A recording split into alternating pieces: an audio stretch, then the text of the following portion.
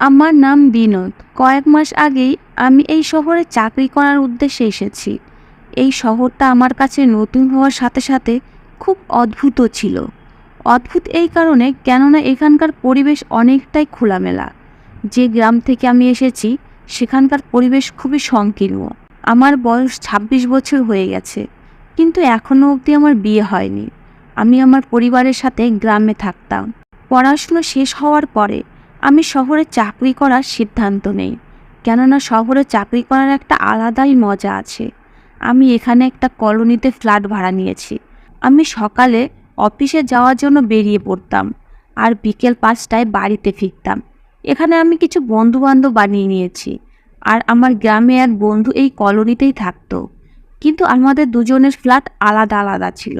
ও বিবাহিত, গ্রাম থেকে আমার সাথে চাকরি করার জন্য এসেছিল, কিন্তু নিজের বউ বাচ্চাকেও সাথে নিয়ে এসেছিল। আমার বাবা মায়ের ইচ্ছা হলো তারা আমারও বিয়ে তাড়াতাড়ি দিয়ে দিতে চান, কিন্তু আমি এখনই বিয়ে করতে চাই না। প্রথমে আমি একটু সেটেল হতে চাই।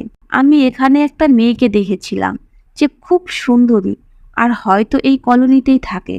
ওকে এক নজর দেখে আমি ওকে আমার মন দিয়ে ফেলি। ওকে আমার খুব পছন্দ হয়। ওর নাম ঈর্ষা।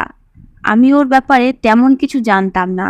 তারপরে আমি আমার কলোনিতে থাকা এক বন্ধুকে ওর পুরো ইনফরমেশন বের করতে বললাম। বন্ধু আমাকে খবর নিয়ে জানালো ও এই কলোনিতেই একটা ফ্ল্যাট নিয়ে ওর মায়ের সাথে থাকে।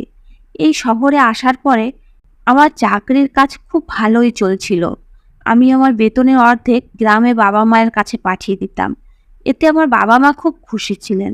গ্রামে বাবা মা এবং আমার ছোট বোন থাকতো, কিন্তু বোন আমার থেকে অনেক ছোট, তাই বিয়ে প্রথমে আমারই হতো।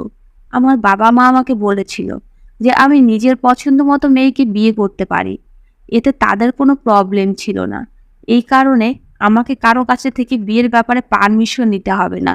তারা আমাকে পারমিশন দিয়েই রেখেছিলেন। ঈর্ষার সাথে আমার ১ মাসের পরিচয়, ধীরে ধীরে বন্ধুত্ব আমাদের দুজনের মধ্যে একটা গভীর সম্পর্ক তৈরি করে। আমরা দুজন ভালোভাবেই একে অপরকে জেনে নিয়েছি, আর একে অপরকে ভালোবাসতেও শুরু করেছি। আমি ভাবতেও পারিনি যে ঈর্ষা আমাকে এত তাড়াতাড়ি ভালোবেসে ফেলবে।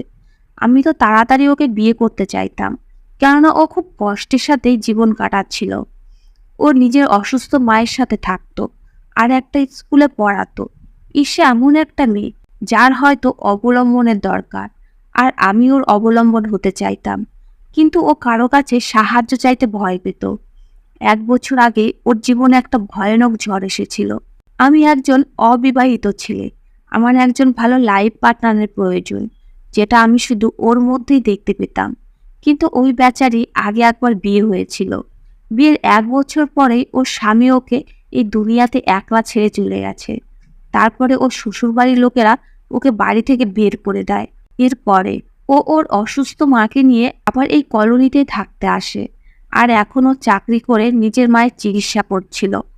ঈর্ষা আমাকে বলেছিল যে ওর শ্বশুরবাড়ির লোকেরা ওর স্বামীর মৃত্যুর পরেই ওকে খুব বেশি জ্বালাতন করত, আর তারা খুব লোভী মানুষ। এই কারণেই ঈর্ষা দ্বিতীয় বিয়ে করতে চাইতো না। ওর হয়তো মনে ভয় ছিল যে ওর দ্বিতীয় শ্বশুরবাড়ির লোকেরাও এরকম না হয়, কিন্তু আমার বাড়ির লোকেরা একদমই এরকম না। আর এমনিতেও আমি তো এখানে চাকরি করতাম, সেই কারণে বিয়ের পরে আমি আমার স্ত্রীর সাথে এখানেই থাকতাম। আমি ঈর্ষাকে খুব বেশি ভালোবেসে ফেলেছি।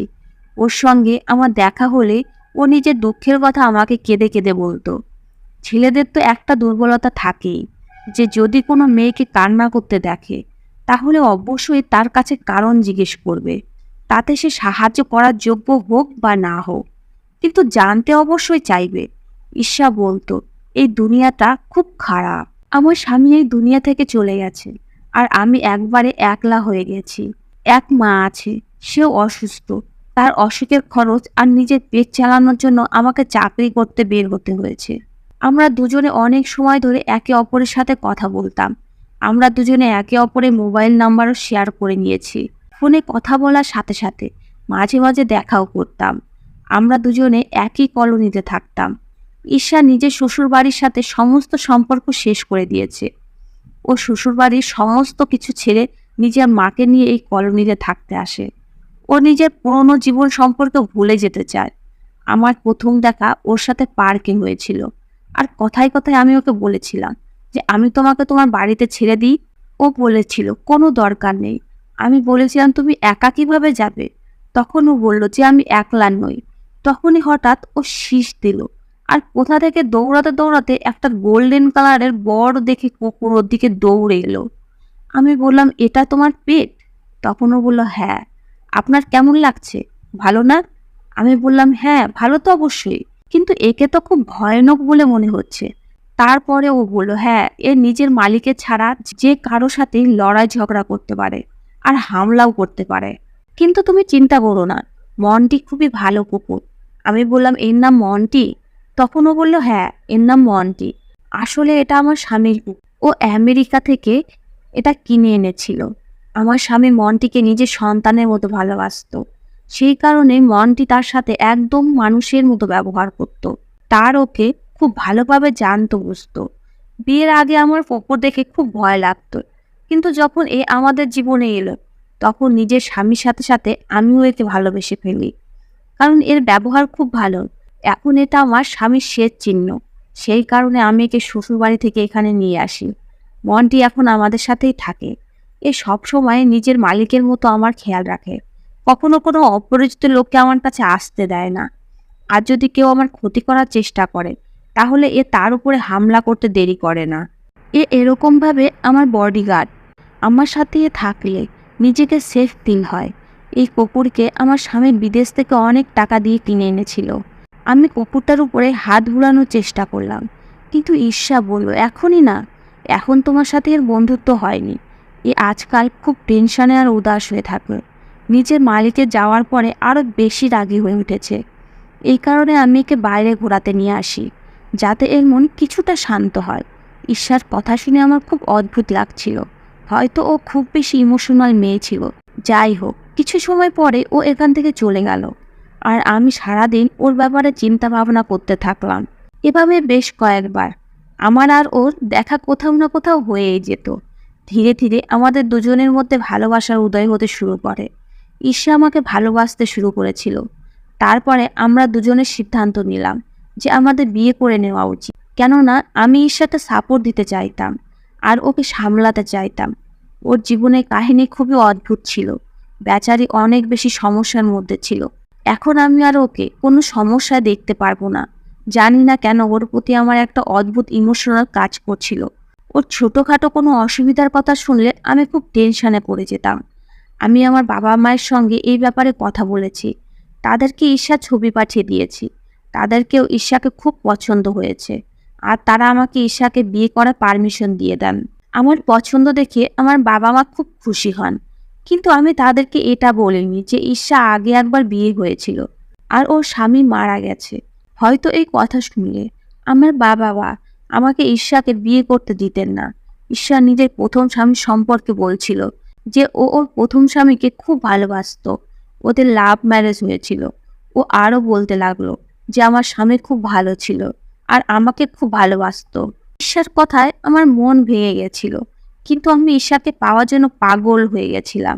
আমি সব রকমভাবে চেষ্টা করতাম যাতে আমার উপরে ওর ভালো এক্সপ্রেশন হয়, আর ও নিজের মৃত স্বামীকে ভুলে আমার সাথে নিজের নতুন জীবন শুরু করে, আর নিজের মন থেকে অনুভব করতে পারে যে আমি ওর খুব খেয়াল রাখি আর ওকে খুব ভালোবাসি। তাই যত তাড়াতাড়ি সম্ভব বিয়ে করার সিদ্ধান্ত নিয়ে নিলাম।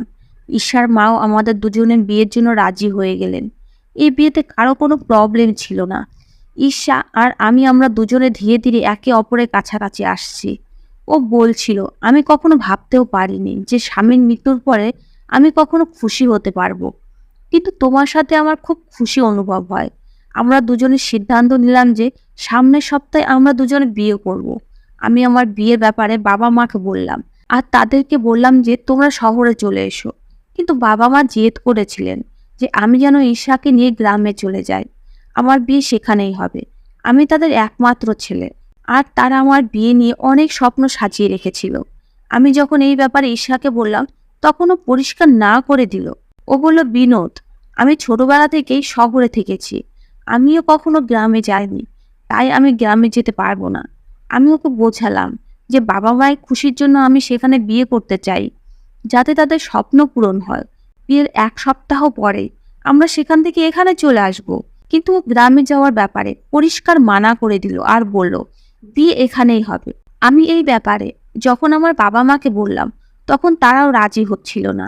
এই কারণে শেষ পর্যন্ত আমি ঈশার কথাই মেনে নিলাম আর শহরে কোর্ট ম্যারেজ করে নিলাম। এই ব্যাপারে আমার মা বাবা আমার উপরে খুব অসন্তুষ্ট হয়েছিলেন, আর অসন্তুষ্ট হওয়ারই কথা, কেননা তাদের একমাত্র ছেলে হয়েও আমি তাদের সমস্ত স্বপ্ন জলে ভাসিয়ে দিয়েছি। তারপর আমার ছোট বোনও ছিল, যে আমার বিয়েতে কত এনজয় করার স্বপ্ন দেখেছিল, কিন্তু সে বেচারাও কান্না করতেই থেকে গেল। সত্যি আমি আমার ফ্যামিলির সাথে এটা ভালো করিনি। অনেক দিন ধরে তো বাড়ি থেকে আমার কাছে ফোনও আসেনি। এইভাবে ঈশা আমার জীবনে এসে গেছিল, আর ওর নিজের সমস্ত জিনিসপত্র আমার ফ্ল্যাটে শিফট করিয়ে নিয়ে এসেছিল। ঈশার মা তার বড় ছেলের কাছে থাকার জন্য চলে গেলেন। বিয়ের পরে আমার জীবনে খুব ভালোই চলছিল। ঈশা বলতো, আমি কখনোই ভাবিনি যে আবারও লাইফ পার্টনার হিসেবে কাউকে পাবো। আমার কপাল হয়তো খুব ভালো। আমাদের জীবন এমনভাবেই চলছিল যেরকম কোনো সিনেমার হিরো হিরোইনের হয়। আমরা একে অপরে ছাড়া এক মুহূর্ত থাকতে পারতাম না। মন্টিকেও ঈশার সাথে করে নিয়ে এসেছিল। সে এখন আমাদের ঘরেই থাকে। যদিও আমি এসবের বিরুদ্ধে ছিলাম। বাড়িতে কোনো জানোয়ার থাকা আমার একদমই পছন্দ ছিল না। আর এই কুকুরটাকেও আমার খুব খতরনাক বলে মনে হতো। যাই হোক, ঈশার কারণে মন্টির জন্য আমি বাইরে একটা জায়গা বানিয়ে দিয়েছিলাম। মন্টি আমার সাথে কিছুটা কমফোর্টেবল তো হয়ে গেছিল, কিন্তু সেইভাবে না যেভাবে ঈশার সাথে থাকতো। ও বলেছিল যে যখন ওর প্রথম স্বামী এই দুনিয়া থেকে চলে যায়, তখন থেকে ও খুব উদাস হয়ে থাকে, হয়তো ও নিজের মালিককে খুব মনে করে। আমি বললাম, হ্যাঁ, জানোয়ারদের মধ্যে ফিলিংস থাকে। আর কিছু জানোয়ার তো এমন হয় যাদের মধ্যে একদম মানুষের মতো ফিলিংস থাকে, যেমন কুকুর, বিড়াল। ঈশা আর আমার বিয়ে সবে মাত্র 1 মাস হয়েছে, তখন হঠাৎ একদিন ওর শরীর খারাপ হয়ে যায়। আমি অফিসে ছিলাম, তখন পাশের বাড়ি থেকে আমার কাছে ফোন আসে যে আপনাদের বাড়ির যে কুকুর আছে সে খুব জোরে জোরে চিৎকার করছে, আপনি একবার বাড়ি এসে রেখে যান, আপনার বাড়িতে কি সমস্যা হচ্ছে। আমি তাড়াতাড়ি করে যখন বাড়িতে এলাম, তখন হতভম্ব হয়ে গেলাম যে ঈশা অজ্ঞান হয়ে মেঝেতে পড়ে আছে আর মনটি চিৎকার করে যাচ্ছে। আমি তাড়াতাড়ি করে ওকে নিজের গাড়িতে করে ডক্টরের কাছে নিয়ে গেলাম। ডক্টর চেক আপ করে একটা খুশির খবর শোনালেন। তিনি বললেন যে আপনার স্ত্রী প্রেগনেন্ট। কথা শুনে আমি খুব খুশি হয়ে সবার প্রথমে আমি ফোন করে এই কথা আমার বাবা মাকে জানালাম। বাচ্চার কথা শুনে আমার বাবা মায়ের রাগ কিছুটা কমে গেল। বিয়ের 1 মাস পরে এই খুশির খবর শুনে আমরা দুজনেই খুব খুশি হয়েছিলাম। যখন আমি ঈশাকে হাসপাতাল থেকে বাড়িতে নিয়ে এলাম, তখন মন্টি ওকে দেখে খুব বেশি চিৎকার করছিল। ঈশা ওর দিকে তাকিয়ে বলতে লাগলো যে আমি এসে গেছি মন্টি, সবকিছু ঠিক আছে। আমি ঈশাকে বললাম যে তুমি অজ্ঞান হয়ে গিয়েছিলে, তখনও এইভাবে চিৎকার চেঁচামেচি করছিল। তাই তো পাশের বাড়ি থেকে ফোন করে এর কারণ জানতে বলে। তাই তো আমি তাড়াতাড়ি করে বাড়িতে এসে গেছিলাম, না হলে তো আমি একটা জরুরি মিটিংয়ে যাচ্ছিলাম। যদি সেই মিটিংয়ে চলে যেতাম তাহলে সন্ধ্যার আগে বাড়িতে ফিরতে পারতাম না।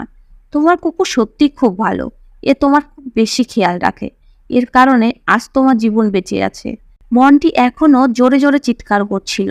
আমি ঈশাকে বললাম, এ এখনো কেন এরকম চিৎকার করছে? তখন ঈশা বলতে লাগলো, আমিও কিছু বুঝতে পারছি না, হয়তো এর খিদে পেয়েছে।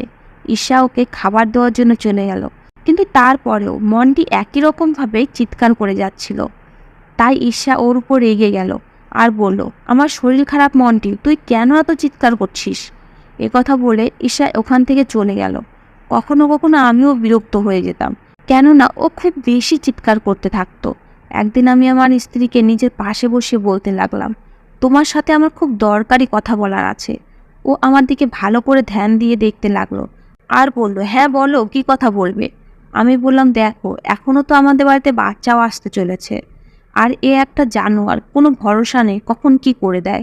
বাড়িতে একটা ছোট বাচ্চা থাকবে, আর এও যদি থাকে তাহলে আমি খুব টেনশনে থাকবো। আমি যতক্ষণ বাড়ির বাইরে থাকবো ততক্ষণে আমি টেনশনে থাকবো। যখন তুমি ঘরের কাজে ব্যস্ত থাকবে, তখন যদি এ আমার বাচ্চার সাথে কিছু করে দেয় তাহলে কি হবে? ঈশা আমার দিকে তাকিয়ে বলল, না না মনটি, এরকম না, তুমি জানো তো এ একটা পালতু কুকুর, এরকম কখনোই করবে না। ঈশা আরও বলল যে একবার আমাদের বাড়িতে কিছু অতিথি বেড়াতে এসেছিল, আর প্রায় 15 দিন আমাদের বাড়িতে ছিল। তাদের সাথে তাদের বাচ্চাও ছিল, তখনও তাদের সাথে কিছুই করেনি। আমি বললাম, দেখো ঈশা, জানোয়ারের কোনো ভরসা নেই, ও এখন তোমার দিকে তাকিয়ে খুব বেশি চিৎকার করতে থাকে। আমি নোটিস করেছি যে ও তোমার পেটের দিকে তাকিয়ে খুব বেশি চিৎকার করতে থাকে, যেন মনে হয় এ কিছু বলতে চায়। হয়তো এখন থেকেই এ আমাদের বাচ্চাকে ঘৃণা করতে শুরু করেছে, আর নিজের ঘৃণার প্রকাশ এভাবে চিৎকার করে করছে। ঈর্ষা হঠাৎ রেগে গেল আর বলল, না, এরকম কিছুই হবে না। তুমি কেমন বোকার মতো কথা বলছো? আমি তোমাকে বলছি তো, এ আমার প্রথম স্বামীর শ্বেত চিহ্ন, আর আমি আমার প্রথম স্বামীর শ্বেত চিহ্নকে নিজের কাছ থেকে দূরে করতে পারবো না। আমি বললাম, আমি তোমার প্রথম স্বামীর কোনো চিহ্নই সহ্য করতে পারবো না। যখন তুমি বারবার এই কথাটা বলো যে এটা তোমার প্রথম স্বামীর শ্বেত চিহ্ন, তখন আমার একদমই ভালো লাগে না। কেননা চিহ্ন তো সেই লোকেরই সামলে রাখা হয় যে মানুষটাকে আমরা ভালোবাসি। ও বলতে লাগলো, বিনোদ, আমি তোমাকে কখনোই কোনো মিথ্যা বলিনি। আর প্রথম ভালোবাসা আমার প্রথম স্বামীর সাথেই ছিল। তার সাথে আমার লাভ ম্যারেজ হয়েছিল। আমি তাকে খুব ভালোবাসতাম আর সারা জীবন বাঁচতে থাকবো। সে এই দুনিয়াতে নেই, এই দুনিয়া থেকে চলে গেছে। এখন তুমি কি চাও, আমি তাকে ঘৃণা করতে শুরু করব? আমি যদি তাকে ঘৃণা করতে পারি, তাহলে আমি তোমাকেও ঘৃণা করতে পারবো। ঈশার এই কথা শুনে আমার প্রচন্ড রাগ হয়ে গেছিল। আমি বললাম, আমি তোমাকে খুব বেশি ভালোবাসি, এতটা হয়তো তোমার প্রথম স্বামীও তোমাকে বাসতো না।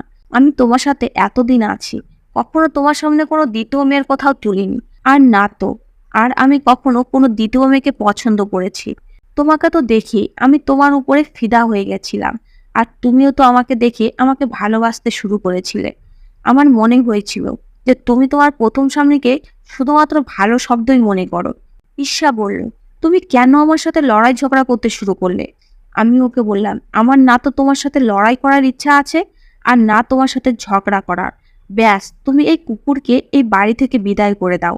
ঈর্ষা বলল, এটা কোনোভাবেই সম্ভব না। আমি ওকে কোনোভাবেই বিদায় করতে পারবো না। আর আমি একে কোথায় ছেড়ে দিয়ে আসবো? যেখানে ছেড়ে দিয়ে আসি না কেন, এ আবার আমার কাছে ফিরে আসবে। আর এটা কোনো সাধারণ কুকুর না, এটা অনেক দামি কুকুর। যে কেউ একে চুরি করে নিয়ে যেতে পারে।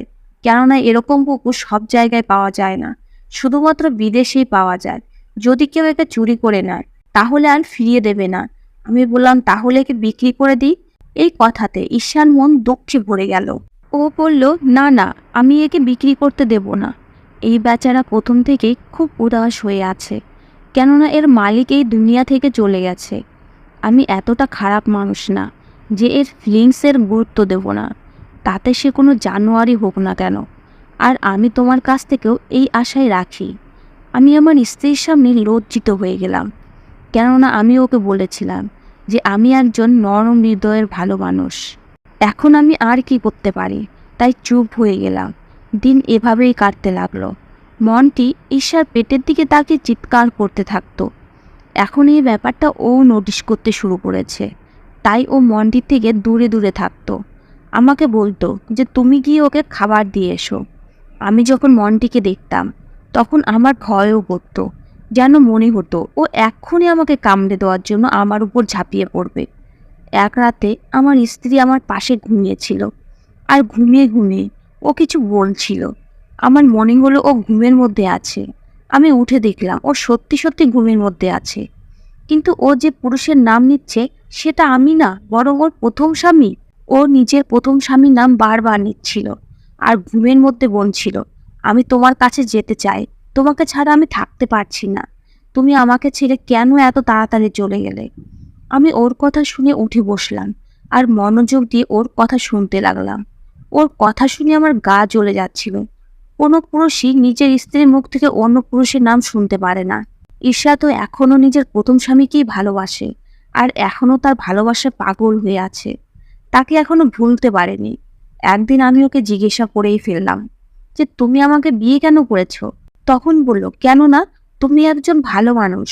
আমি বললাম, আমি শুধু ভালো মানুষ এই কারণে তুমি আমাকে বিয়ে করে নিলে? তুমি আমাকে পছন্দ করো না?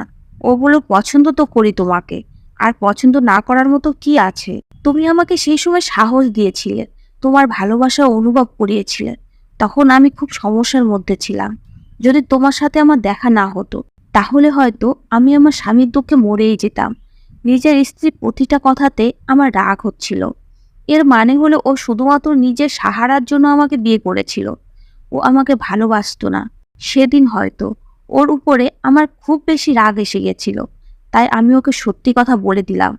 যে আমার একটা মেয়ের সাথে অ্যাফেয়ার ছিল। আমি ওকে খুব ভালোবাসতাম, কিন্তু ও আমাকে ধোঁকা দিয়ে আমাকে ছেড়ে দিয়ে চলে গেছে।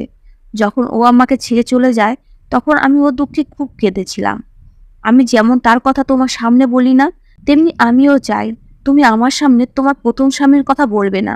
আমার কথা শুনে ঈশা হতবাক হয়ে গেল আর বলল, তুমি আমাকে মিথ্যা কেন বলেছিলে? আমি তো ভেবেছিলাম যে আমি তোমার জীবনে প্রথম আর শেষ মেয়ে। আমি ভেবেছিলাম যে তুমি আমাকে ছাড়া কখনোই কোনো মেয়েকে ভালোবাসোনি, কিন্তু তুমি ভালোবেসেছিলে। ওই মেয়েটা তোমাকে ধোঁকা দিয়েছে, কিন্তু আমি তো তোমাকে ধোঁকা দিইনি। তবুও তুমি সবসময় আমার সাথে লড়াই ঝগড়া করতে থাকো। আমি তো তোমাকে নিয়ে খুব সিরিয়াস ছিলাম আর তোমাকে ভালোবাসতে শুরু করেছিলাম, কিন্তু এখন তুমি আমার সাথে এই ধরনের কথা বলছো। আমি বললাম, তুমি যাই ভাবো না কেন, তোমার এখন তোমার প্রথম স্বামীর নাম অব্দি নিজের মুখে আনা উচিত না। কেননা এখন তুমি আমাকে বিয়ে করেছো আর তুমি আমার বউ। এখন তোমার প্রথম স্বামীর সাথে তোমার কোনো সম্পর্ক নেই, সে এই দুনিয়া থেকে চলে গেছে। তাই তোমার নিজের হৃদয় থেকে প্রথম স্বামীকে বের করে দেওয়া উচিত। এখন যদি তুমি তোমার প্রথম স্বামীর নামও উচ্চারণ করো, তাহলে আমি একে ধোঁকায় ভাববো। তখন তোমার আর আমার প্রথম গার্লফ্রেন্ডের মধ্যে কোনো পার্থক্য থাকবে না। ঈশা বলতে লাগলো, কি বলতে চাইছো তুমি? এ কথার মানে কি? ধোঁকায় এমন একজন মানুষকে নিয়ে যে এই দুনিয়াতে বেঁচে নেই? তখন আমি বললাম, তুমি যাই বলো, এরপরে যদি তুমি ওর নামও উচ্চারণ করো, তাহলে আমি ভাববো যে তুমি আমাকে কষ্ট দিতে চাও। এখন আমার স্ত্রী ওর নাম তো নিত না, কিন্তু আমার থেকে দূরে দূরে থাকতে লাগলো। ওর মুড সবসময় অফ থাকতো, আমার সাথে তেমন কথাবার্তাও বলতো না, আর না তো আমার সাথে নিজের মনের কোনো কথা শেয়ার করতো। মেয়েদের নিস্তব্ধতা ঝড়ের সংকেত হয়। একজন হাসি খুশি মহিলা কখনোই চুপ থাকে না। মহিলা চুপ হয়ে যাওয়ার মানে হলো সে খুশি নয়, না হলে তার চুপচাপ থাকার পিছনে বড় কোনো কারণ লুকিয়ে আছে। আমার স্ত্রী বসে বসে কোথাও যেন হারিয়ে যেত, আর আমি ভাবতাম যে ও হয়তো নিজের প্রথম স্বামীর চিন্তায় ডুবে আছে। সময় এভাবেই কাটতে লাগলো। একদিন হঠাৎ আমার স্ত্রীর শরীর খারাপ হয়ে গেল। আমি তাড়াতাড়ি করে পাশে হাসপাতালে নিয়ে গেলাম। এটা সেই ডক্টর না যার কাছে আমার স্ত্রীর চিকিৎসা চলছিল, কিন্তু তাড়াতাড়ি করে ওকে এখানে নিয়ে আসতে হয়েছে। এই ডক্টর আমার স্ত্রীকে দেখে বললেন, এনার তো বাচ্চা হওয়ার সময় হয়ে গেছে, এক্ষুনি তাড়াতাড়ি করে অপারেশন করতে হবে। আমি ডক্টরকে বললাম, ডক্টর এখনো তো বাচ্চা হওয়ার সময় হয়নি। তখন ডক্টর বললেন, বাচ্চার বয়স 9 মাসে বেশি হয়ে গেছে। ডক্টরের এই কথা শুনে আমি হতবাক হয়ে গেলাম, কেননা যদি এরকমই ব্যাপার হয়, তাহলে মামলা কিছু গড়বড় অবশ্যই আছে।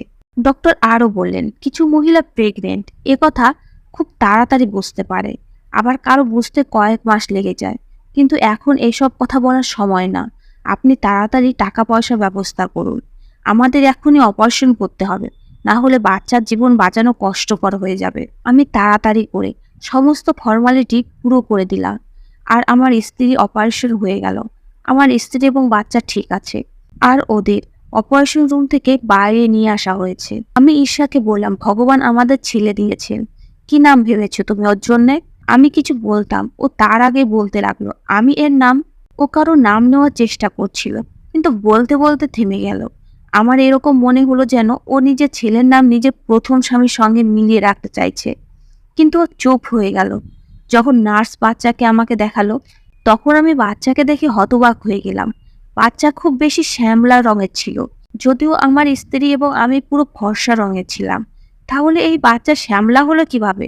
ডক্টর বললেন যে এরকমটা হতেই পারে, বেশিরভাগ সময় পরে বাচ্চাদের গায়ের রং চেঞ্জ হয়ে যায়। আপনারা এক্ষুনি কেন এত চিন্তিত হচ্ছেন? আমরা যখন বাচ্চাকে নিয়ে বাড়িতে এলাম, তখন মনটি দৌড়ে আমাদের কাছে এসে চিৎকার করা শুরু করে দিল। আমি ঈশাকে বললাম, এ কি করছে? একে বাচ্চা থেকে দূরে রাখো, না হলে এ হয়তো বাচ্চার কোনো ক্ষতি করে ফেলবে। আমি টেনশন করতে লাগলাম, কিন্তু আমার কথাতে ঈশা হাসতে লাগলো আর বলল, মনটি খুব খুশি।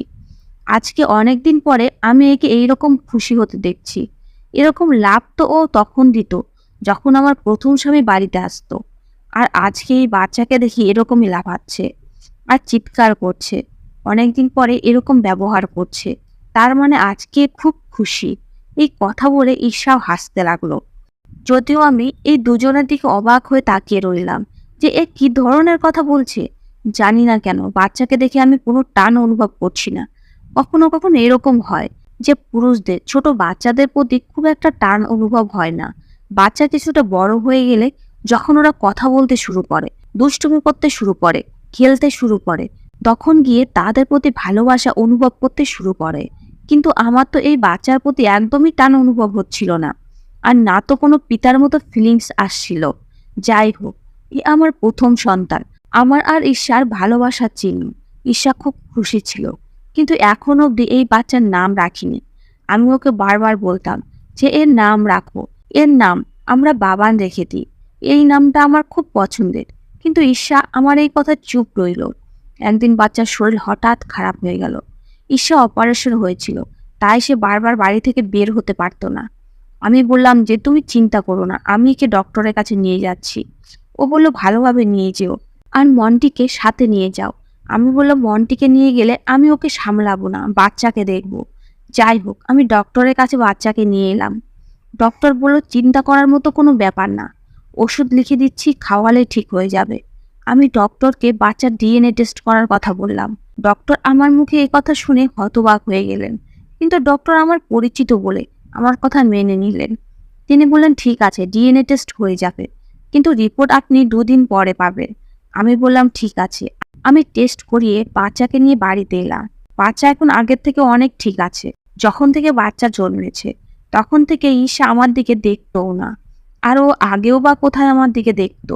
ও তো নিজের খেয়ালে হারিয়ে থাকতো। শুধু বিয়ের প্রথম কয়েকদিন আমার সাথে খুব ভালোভাবে থাকতো। যখন আমার গলা জড়িয়ে ধরতো তখন চোখ বন্ধ করে নিত। আমার তো এখন মনে হচ্ছে যে হয়তো ও আমার গলা জড়িয়ে চোখ বন্ধ করে এটা অনুভব করতো যে আমি ওর প্রথম স্বামী। এখন আমি বুঝতে পেরেছি যে এই মহিলার কারণে আমার কপাল পুড়েছে। আমি আমার বাবা মায়ের স্বপ্নের উপরে জল ঢেলে দিয়েছিলাম। যা এ বলেছিল সেটাই করেছিলাম, কিন্তু এ তো অন্য কারো খেয়ালে ছিল। আর এই বাচ্চার দিকেও সবসময় এমন নজরে দেখতে থাকতো যাতে আমার মনে হতো কিছু না কিছু গড়বড় অবশ্যই আছে। আর আমি এই ব্যাপারটা নিয়েও অবাক হয়েছিলাম যে যখন ঈর্ষা প্রেগনেন্ট ছিল তখন মন্টি ওর পেটের দিকে তাকিয়ে অদ্ভুতভাবে চিৎকার চেঁচামেচি করতো। কিন্তু বাচ্চা জন্মের পর থেকে ওর ব্যবহার বাচ্চার সাথে খুব ভালো হয়ে গেছে। মন্টি ওর কাছেই ঘুরঘুর করতে থাকতো, ওর সাথে খেলতো, লাফাতো। ঈর্ষাকে ছেলে আর মন্টির সাথে খেলতে দেখে আমার মনে হতো যে আমি কারো কিছুই হই না। আমার স্ত্রী তো সবসময় নিজের ছেলেকে নিয়ে ব্যস্ত থাকতো। 2 দিন পরে ডক্টরের ফোন এলো। তিনি বললেন যে আপনার ডিএনএ টেস্টের রিপোর্ট এসে গেছে, এসে নিয়ে যান। আমি খুব টেনশনে ছিলাম। একবার ভাবলাম যে রিপোর্ট আনতে যাব না, আমার নিজের স্ত্রীর উপর সন্দেহ করা উচিত না। কিন্তু তারপরে আমার পুরুষত্ব সামনে এসে পড়ল, আর আমি চলে গেলাম। ডক্টর আমাকে যা বললেন তা শুনে আমি হতভম্ব হয়ে গেলাম।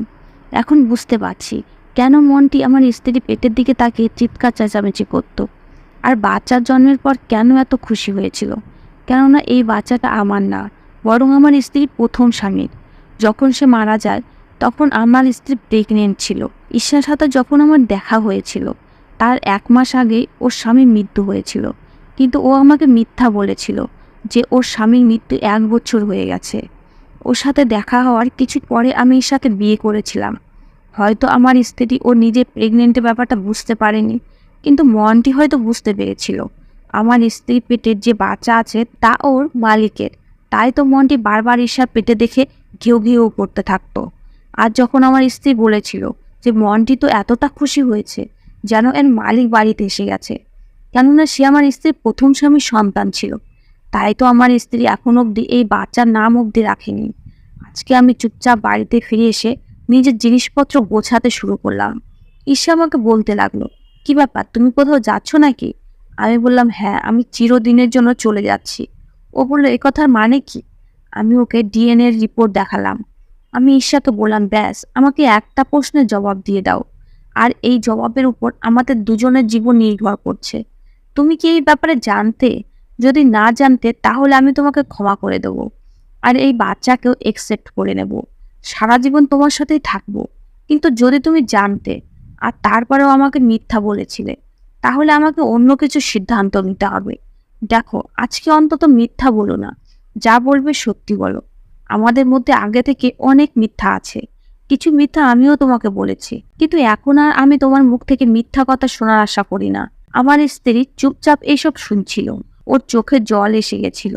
ও বলল আমার সন্দেহ ছিল যে হয়তো আমি প্রেগনেন্ট, কিন্তু এই বাচ্চা তো নির্দোষ, আর এর বাবাও তো দুনিয়াতে নেই, এ অনাথ। যদি তুমি একে নিজের করে নাও তাহলে ভগবান তোমার ভালো করবে। আমি বললাম, ভগবান এই ব্যাপারে আমার ভালো করতেই পারে না। আমার শুধু এমন স্ত্রী দরকার যে শুধু আমার হয়ে আমার ব্যাপারেই ভাববে। কিন্তু তুমি তো এখনও তোমার প্রথম স্বামীকেই ভুলতে পারোনি, আর এই বাচ্চাও তারই। আমি কিভাবে তোমার সাথে থাকবো? আমাকে ক্ষমা করে দাও, আমি এই সম্পর্ককে এগিয়ে নিয়ে যেতে পারবো না। মন্টি একটা কুকুর হয়েও এই ব্যাপারে আইডিয়া হয়ে গেছিল যে এই বাচ্চাটা ওর মালিকের। কিন্তু আমি বোকা হয়েছিলাম। এখন যদি এই টেস্ট না করাতাম তাহলে হয়তো সারা জীবন আমাকে বোকা বানিয়ে রাখতে। তুমি আমাকে একটা বোকা গাধা মানুষ ভেবেছিলে। এই ব্যাপারটায় আমি খুব কষ্ট পেয়েছি। ঈশা আমার পায়ের কাছে বসে কান্না করছিল। আমি খুব বিরক্ত ছিলাম। আমি নিজের জিনিসপত্র বেঁধে বাড়ি থেকে বেরিয়ে সোজা নিজের গ্রামের বাড়িতে চলে এলাম। এখানে আসা আমার 2 মাস হয়ে গেছে। আমি আর দ্বিতীয়বার ওই শহরে ফিরে যেতে চাই না, কেননা আমি জানি ওখানে গেলে আবার আমার নিজের স্ত্রীর কথা মনে পড়বে। ও আমার সঙ্গে প্রতারণা করেছিল, আমাকে বোকা বানিয়েছিল। আমি আমার বাবা মায়ের কাছে এসে তাদের কাছে ক্ষমা চেয়ে নিয়েছি। হয়তো আমার সাথে এরকম এই কারণেই হয়েছিল, কেননা আমি আমার বাবা মায়ের মনে কষ্ট দিয়েছিলাম। আমি জানি না এখন ঈশা কীভাবে থাকছে। আমি ওকে ওর ওই অবস্থাতেই ছেড়ে এসেছি, আর ওকে ডিভোর্স পেপারও পাঠিয়ে দিয়েছি। ঈশার এই ব্যাপারটা নিয়ে খুব আফসোস হয়েছিল যে আমি ওকে ডিভোর্স দিয়ে দিয়েছি। কিন্তু গ্রামে আসার পরে আমি কখনো ওদিকে ফিরে তাকাইনি। আমি আমার বাবা মাকে সমস্ত কথা বললে তারা বলে ওই মহিলা খুব চালক ছিল, যে নিজের লাভের জন্য যদি কাউকে নিজের বাবা মায়ের থেকে আলাদা করাতে পারে তাহলে সে তাকেও ধোঁকা দিতে পারে। আমার মায়ের কথা আমি খুব ভালোভাবে বুঝতে পেরেছি। এখন আমি আমার গ্রামে চাকরি করছি। আমার শহরে যাওয়ার প্রয়োজন নেই। বাবা মায়ের আশীর্বাদে আমার জীবন খুব ভালো চলছে। কিন্তু বাবা মা আমাকে আবার বিয়ে দিতে চায়। যদিও আমি এখনো ঈশাকে ভুলতে পারিনি, কিন্তু বাবা মায়ের খুশির জন্য বিয়েতে রাজি হয়ে গেলাম। বন্ধুরা, আশা করি আপনাদের এই কাহিনী ভালো লেগেছে। ধন্যবাদ বন্ধুরা।